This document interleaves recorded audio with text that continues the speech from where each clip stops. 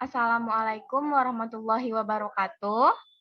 Waalaikumsalam warahmatullahi warahmatullahi wabarakatuh. wabarakatuh. Selamat pagi anak-anak. Selamat pagi, Bu. Bu, Bagaimana kabarnya hari ini? Alhamdulillah baik, Bu. Alhamdulillah semuanya baik. Nah, apakah hari ini ada yang melewatkan sarapan? Iya, Bu. Udah, Bu. Ada Bu, Kenapa Fitri yang nggak sarapan? kesiangan Bu. Kesiangan. Lain kali besok-besok jangan sampai melewatkan sarapan lagi ya. Jadi kalau kita melewatkan sarapan, nanti kita bakalan menjadi tidak bertenaga dalam menjalani aktivitas yang akan kita kerjakan. Kemudian kita juga akan menjadi tidak fokus saat menjalani kegiatan-kegiatan kita seharian. Nah, baiklah anak-anak, silahkan siapkan terlebih dahulu peralatannya, alat tulisnya. Dan sebelum kita memulai pembelajaran hari ini, silahkan terlebih dahulu untuk ketua kelas memimpin teman-temannya untuk berdoa. Baik Bu, baik teman-teman, sebelum mulai pembelajaran, marilah kita berdoa menurut agama dan kepercayaan kita masing-masing. Berdoa dimulai. Berdoa selesai.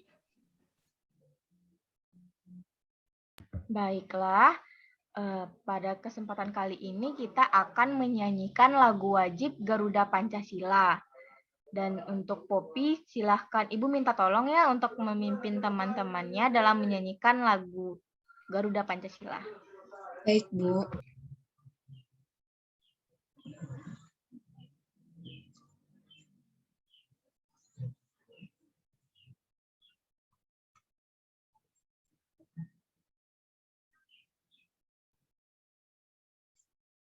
Langsung saja Poppy. Baiklah, teman-teman. Marilah kita bersama-sama menyanyikan lagu Garuda Pancasila.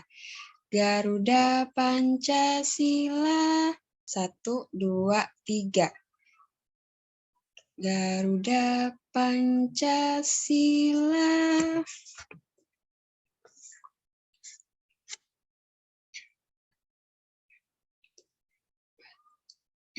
Proklamasi sedia berkorban untukmu. Pancasila, dasar negara, rakyat adil, makmur, sentosa, pribadi bagi bangsaku. Ayo Ayo maju, maju, maju, ayo maju, Maju, maju, ayo maju. maju, maju. Sudah, Bu? Baik, terima kasih ya kepada Poppy karena telah memimpin teman-temannya. Baiklah, untuk kali ini Ibu akan mengecek kehadiran anak-anak Ibu semua. Yang pertama Fitria Cahyani. Hadir Bu. Oke, Fitria hadir. Kemudian Poppy Ulpawahyuni. Hadir, Bu. Poppy hadir. Selanjutnya Weni Rahmadani Yusri. Hadir Bu. Oke, Weni hadir. Yang selanjutnya yaitu Witrina Dewi. Hadir juga, Bu. Hadir juga, alhamdulillah semuanya hadir. Baik, sebelum kita masuk kepada materi kali ini, apakah anak-anak Ibu ada nih yang mengingat terkait dengan pembelajaran kita sebelumnya? Masih Bu. Ya, silahkan Fitria. Jadi pada pembelajaran sebelumnya kita belajar terkait dengan perbedaan suhu dan panas. Nah, kita kan punya alat indera. Dengan alat indera itu seperti kulit, kita bisa merasakan perbedaan suhu dan panas.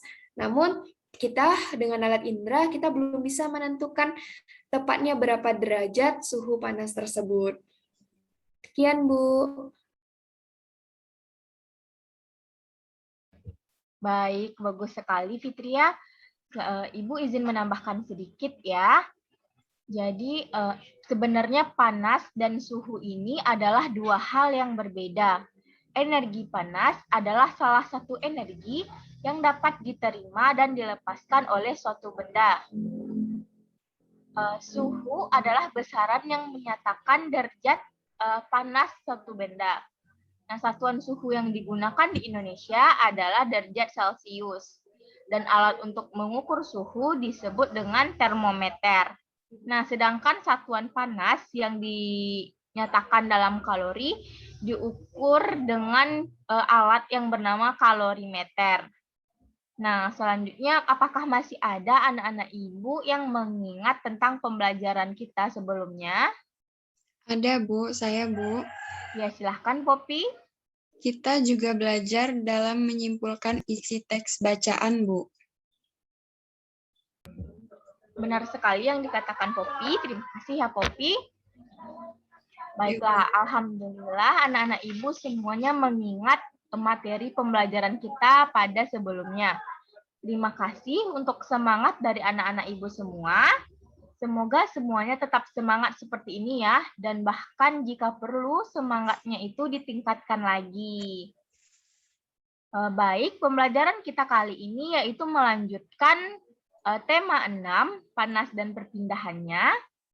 Subtema 1, suhu dan kalor, pembelajaran yang ketiga. Sebelum itu, Ibu akan membacakan tujuan pembelajaran yang akan kita capai pada hari ini.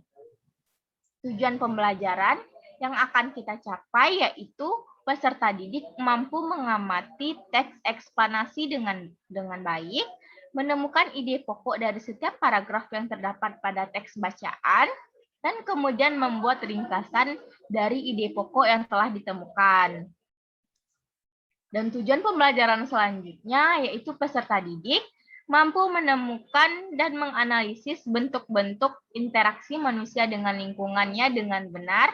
Dan kemudian tujuan lainnya adalah peserta didik dapat memahami, menemukan, dan menjelaskan terkait hak-hak kita sebagai seorang anak dan juga hak-hak kita sebagai seorang siswa dengan benar.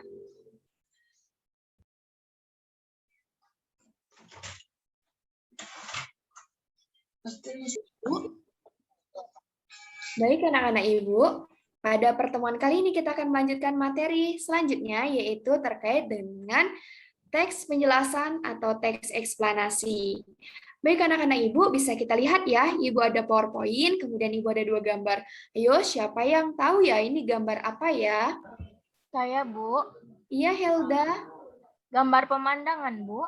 Iya, bagus. Kalau gambar yang ini gambar apa ya? Gambar petani sedang menanam padi di sawah, Bu. Iya, bagus ya. Oke, kalau tadi ini gambar pemandangan nih, gambar petani, ayo ada yang tahu nggak ya? Apa hubungan dari kedua gambar tersebut? Saya, Bu. Iya, Weni. Gambar pertama itu kan ada sinar matahari, Bu. Gambar kedua itu petani yang menanam padi di sawah. Jadi dengan adanya sinar matahari tentunya akan menyinari padi sehingga tanaman padi itu dapat tumbuh dengan baik, Bu. Iya, bagus. Benar sekali ya, Weni ya. Jadi ini adalah interaksi ya antara manusia dengan alam, yaitu salah satunya dari memanfaatkan energi panas matahari. Baik, Ibu selanjutnya akan menampilkan sebuah teks eksplanasi dengan judul Manusia dengan Lingkungan Alam. Baik Ananda, sebelum itu Ibu akan membagi dulu. Baik, untuk kelompok 1, Helda ya. Kemudian kelompok 2 ada Poppy, kelompok 3 ada Weni, dan kelompok 4 ada Witrina. Baik, untuk yang pertama, Ibu akan menunjuk ya secara acak, mungkin silahkan dibaca kepada Witrina, silahkan. Baik, Bu. Manusia dengan lingkungan alam. Semua makhluk hidup yang ada di bumi melakukan hubungan dengan sesama makhluk hidup maupun dengan lingkungannya. Lingkungan alam terdiri atas benda mati dan benda hidup. Lingkungan alam merupakan sumber penghidupan bagi makhluk hidup, karena alam menyediakan semua kebutuhan makhluk hidup.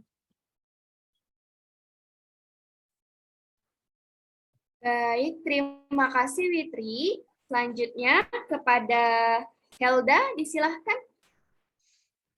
Baik, Bu. Benda mati dan makhluk hidup saling memengaruhi antara satu dengan yang lainnya. Bahkan, antar keduanya saling berkaitan. Salah satu bentuk hubungan antara benda mati dan makhluk hidup adalah jenis tanah, suhu, dan curah hujan di suatu tempat dapat memengaruhi jenis tanaman yang tumbuh dan hewan yang berkembang di daerah tersebut. Makhluk hidup juga dapat memengaruhi benda mati. Contohnya, daerah yang banyak tumbuhannya akan menyebabkan daerah tersebut menjadi lebih sejuk. Daerah yang masih banyak tumbuhannya cenderung yang baik dan berlimpah. Hal ini terjadi karena tanaman membantu tanah untuk menahan air dan menyimpannya di dalam tanah dengan baik. Bagaimana dengan manusia?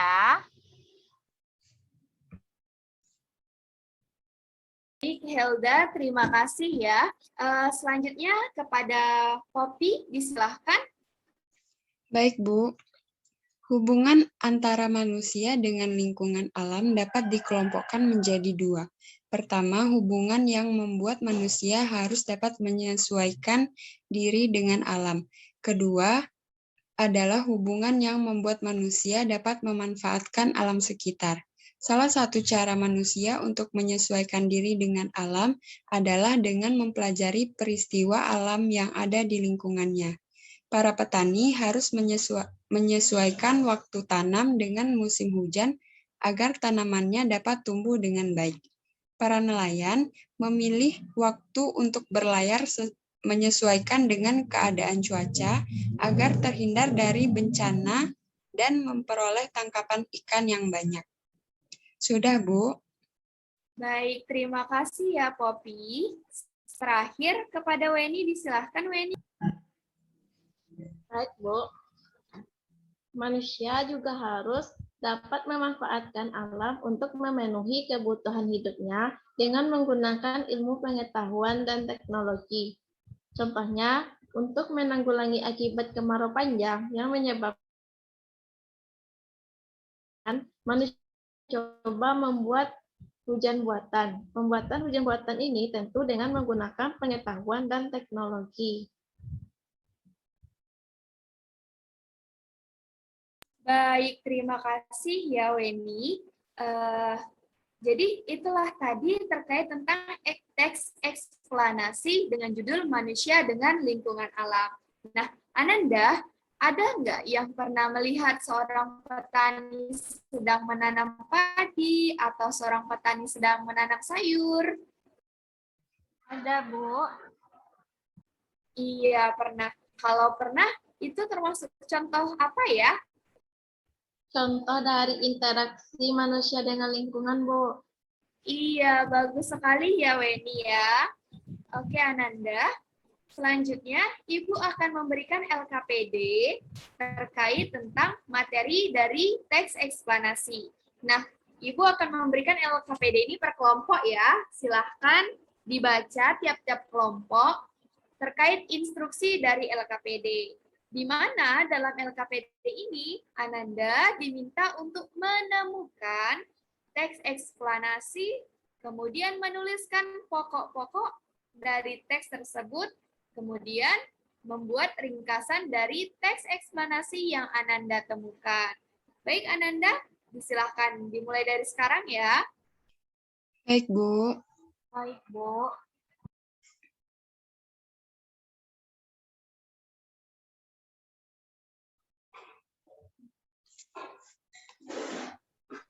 Baik Ananda, waktunya sudah habis ya. Selanjutnya Kepada kelompok siapa terlebih dahulu yang ingin presentasi atau membacakan hasil diskusi dengan kelompoknya? Kelompok 2, Bu. Iya, baik. Kelompok Poppy disilahkan. Baik, Bu. Baiklah teman-teman, saya perwakilan dari kelompok 2 akan mempresentasikan hasil diskusi kami dari teks eksplanasi yang kami dapatkan, yaitu teks dengan judul Bencana Banjir. Dari teks tersebut, maka kita mendapatkan ide pokok pada paragraf pertama, yaitu definisi banjir, ide pokok pada paragraf kedua, yaitu penyebab terjadinya banjir, dan ide pokok pada paragraf ketiga, yaitu proses terjadinya banjir. Maka kami dapat membuat ringkasan dari teks tersebut, yaitu sebagai berikut.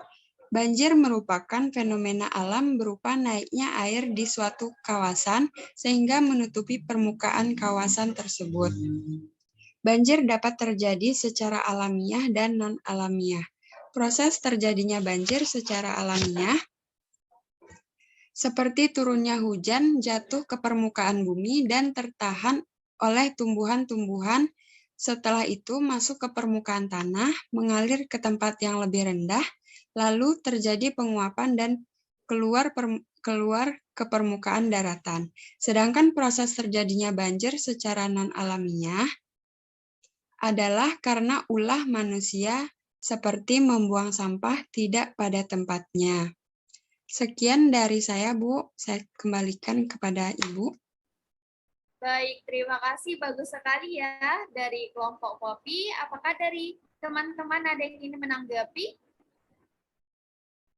Wah, sepertinya Ananda semua sudah paham ya. Baik Ananda, kalau sudah paham, maka kita akan masuk pada materi berikutnya.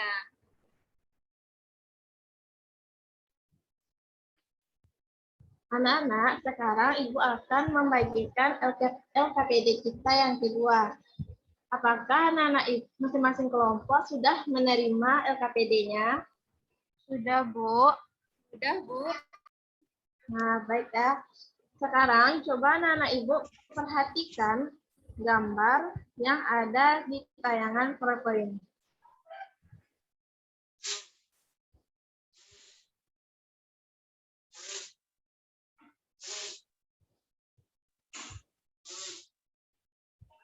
Tolong, Fis.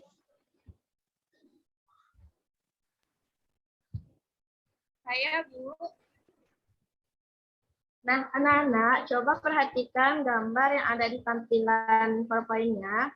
Nah, siapa yang dapat menjelaskan gambar yang ada di PowerPoint tersebut?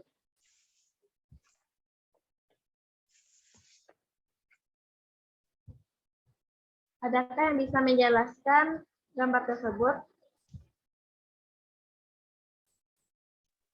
Saya, Bu. Ya, Helda. Silakan, Helda. Pada gambar pertama adalah orang-orang yang sedang menanam padi, Bu. Sedangkan pada gambar kedua terdapat gambar nelayan yang sedang menangkap ikan, Bu. Ya, bagus ya jawaban dari Helda. Nah, kedua gambar tersebut merupakan contoh dari bentuk-bentuk interaksi. Nah, apakah anak-anak Ibu tahu apa itu interaksi? Izin menjawab saya, Bu. Saya, Bu.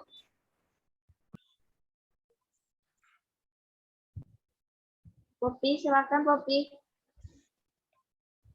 Baik, Bu. Interaksi itu adalah hubungan yang saling mempengaruhi antara satu dengan yang lainnya, Bu. Bagus sekali ya jawaban Anda. Nah, interaksi itu merupakan hubungan timbal balik antara individu dengan individu, individu dengan kelompok, kelompok dengan kelompok, dan hubungan manusia dengan lingkungannya. Baik itu lingkungan alam, lingkungan sosial, lingkungan budaya, dan ekonomi. Nah, menurut anak-anak, apakah berinteraksi dengan lingkungan itu penting? Penting, Bu, Karena jika berinteraksi dengan lingkungan, kita dapat mengetahui keadaan lingkungan kita, Bu. Benar sekali ya jawaban dari Poppy. Nah, lingkungan alam itu, jika kita berinteraksi dengan lingkungan alam itu sangat penting bagi kita sendiri. Yaitu, contohnya, apabila kita ingin menanam padi, tentunya kita harus mengetahui keadaan cuaca atau musim penghujan agar padi kita itu dapat tumbuh dengan baik. Contoh lainnya seperti nelayan. Jika nelayan itu berlayar menangkap ikan, maka para nelayan itu harus mengetahui keadaan cuacanya terlebih dahulu agar para nelayan itu dapat terhindar dari bencana, misalnya ombak pasang gitu kan. Nah, sekarang anak-anak Ibu silahkan berdiskusi dengan kelompoknya masing-masing. Nah, anak-anak Ibu silahkan temukan bagaimana bentuk-bentuk dari interaksi manusia dengan lingkungannya dan bagaimana pengaruhnya Nah, anak-anak Ibu silahkan berdiskusi terlebih dahulu. Baik, Bu. Apakah sudah selesai, anak-anak? Sudah, Bu. Nah, silakan kelompok Fitri tampil mempresentasikan hasil diskusinya bersama kelompoknya. Kepada Fitri, dipersilahkan. Baik, Bu. Saya akan mempresentasikan hasil diskusi saya, yaitu terkait tentang hubungan dari interaksi manusia dengan lingkungan alam. Yang pertama, nelayan mencari ikan dengan alat pancing. Nah, yang kedua, petani harus menyesuaikan waktu tanam dengan musim hujan. Yang ketiga, yaitu masyarakat di pegunungan suhu lebih tahan dengan suhu dingin. Kemudian yang keempat, masyarakat yang di pegunungan lebih tahan dingin daripada masyarakat yang tinggal di daerah pesisir pantai. Sekian, Bu. Bagus sekali ya jawaban dari Fitri. Nah, hal-hal yang disebutkan oleh Fitri tadi merupakan bentuk dari interaksi manusia dengan lingkungannya. Nah, baiklah Nana, kita akan melanjutkan pada materi selanjutnya.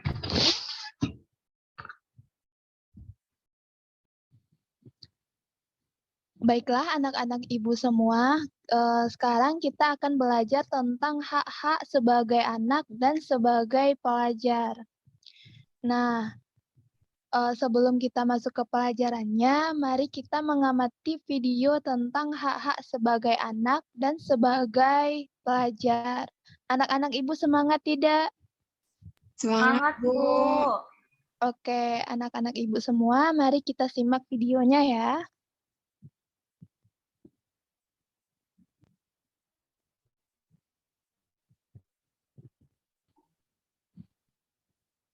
Ya. Iya. Nah, dari video tadi, siapa yang dapat menyebutkan apa saja hak-hak sebagai anak?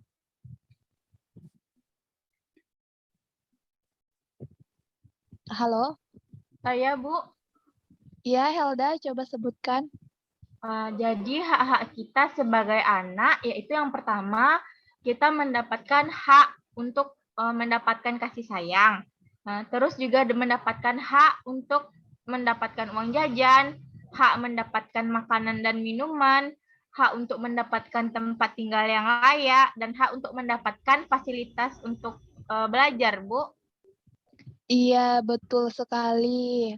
Nah, adapun hak seorang anak berdasarkan yang disebutkan Helda tadi harus sesuai dengan kemampuan orang tua kita. Tidak boleh membandingkan keadaan orang tua kita dengan orang tua teman kita. Intinya, kita harus bersyukur. Nah, selanjutnya kita akan menonton video tentang hak seorang pelajar. Baik, Bu.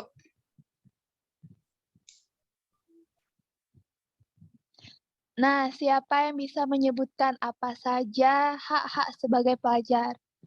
Saya, Bu. Ya, coba sebutkan, Poppy.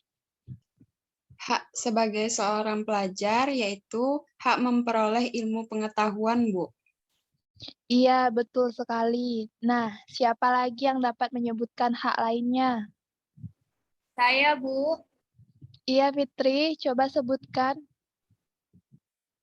Selanjutnya, hak untuk mendapatkan fasilitas yang layak di sekolah, Bu. Iya, benar sekali. Masih ada anak-anak ibu yang dapat menyebutkan hak sebagai pelajar? Oke, kalau diam tandanya tidak ada ya. Kalau begitu, siapa yang dapat menyimpulkan isi dari pembahasan kita tadi dan video yang kita amati tadi? Saya, Bu. Iya, Weni, silakan.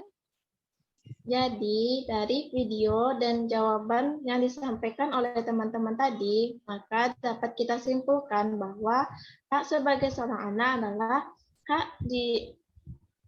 hak untuk mendapatkan kasih sayang, uang jajan, fasilitas belajar, dan sebagainya. Sedangkan hak seorang pelajar adalah hak untuk memperoleh pendidikan yang layak, memperoleh pengetahuan, kemampuan, dan keterampilan untuk membantu pelajar sebagai individu menjadi mandiri. Iya, benar sekali. A+ buat Weni ya. Baiklah, anak-anak semuanya, itulah pelajaran kita pada pertemuan kali ini. Bagaimana anak-anak? Apakah sudah memahami materi kita? Sudah, Bu. Atau apakah mungkin ada yang ingin bertanya? Tidak, Bu. Baiklah, berarti anak-anak Ibu sudah memahami materi pada pertemuan kita kali ini. Baiklah, kalau begitu sekarang apakah ada dari anak-anak yang bisa menyimpulkan pembelajaran kita pada hari ini? Saya, Bu. Baik, kepada Helda, Ibu persilahkan. Baiklah, Bu. Saya akan menyampaikan kesimpulan dari pembelajaran kita hari ini. Kesimpulannya yaitu, hari ini kita belajar untuk menemukan teks ekspanasi, menemukan ide pokoknya, dan kemudian membuat ringkasan berdasarkan dari ide pokok yang telah kita temukan tadi. Kita juga belajar mengenai bentuk-bentuk interaksi manusia dengan lingkungan, serta pengaruh dari bentuk-bentuk interaksi manusia dengan lingkungan terhadap pembangunan sosial. Kemudian yang terakhir kita juga belajar tentang hak-hak kita sebagai seorang anak dan juga hak-hak kita sebagai seorang siswa. Sekian, Bu. Ya, bagus sekali Helda sudah memahami berarti materi pembelajaran kita hari ini. Ibu akan menambahkan sedikit, yaitu contoh dari interaksi manusia dengan lingkungannya seperti yang sudah disampaikan oleh teman-temannya, yaitu antara petani dengan lingkungannya, yaitu sawah. Selanjutnya, contoh untuk hak anak, seperti hak untuk mendapatkan kasih sayang, hak untuk mendapatkan uang jajan, dan hak untuk mendapatkan makanan dan minuman. Dan contoh untuk hak sebagai seorang siswa, seperti hak untuk mendapatkan bantuan fasilitas belajar, untuk mendapatkan beasiswa atau bantuan lainnya. Baiklah anak-anak. Baiklah, berarti anak-anak semua sudah baiklah. Karena anak-anak semua sudah memahami materi, Ibu akan memberikan soal evaluasi kepada anak-anak. Semuanya sudah menerima soal evaluasi yang Ibu bagikan? Sudah, Bu. Sudah, Bu. Baiklah, kalau begitu silahkan dikerjakan. Ibu beri waktu. Silahkan.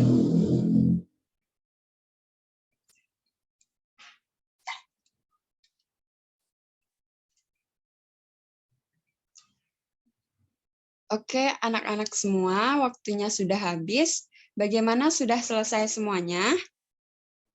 Sudah, Bu. Sudah, Bu.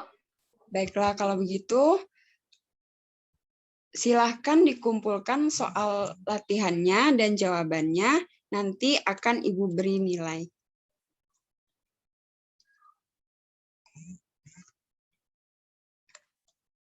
Baiklah anak-anak, mungkin sekian pembelajaran kita pada hari ini. Untuk pembelajaran pertemuan selanjutnya, yaitu kita belajar pada pembelajaran 4. Maka dari itu, silahkan kepada anak-anak untuk membaca terlebih dahulu di rumah materi pada pembelajaran 4 tersebut.